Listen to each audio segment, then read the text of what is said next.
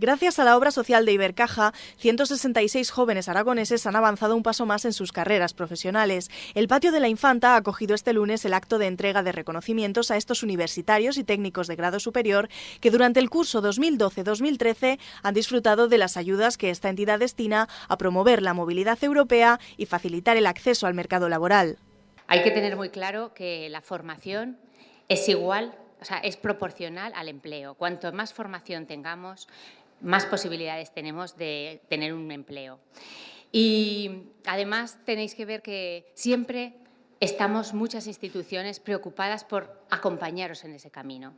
El consejero delegado de Ibercaja ha presidido este acto en el que ha pedido a los jóvenes que persigan su vocación y aporten valor a la sociedad.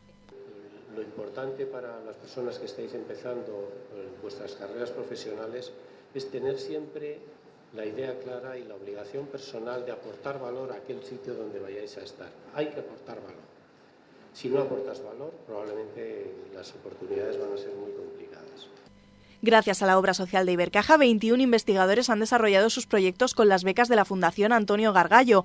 Una docena de desempleados han conseguido un trabajo en I+D en la Universidad de Zaragoza y 106 estudiantes se han beneficiado de una ayuda complementaria para sus becas Erasmus.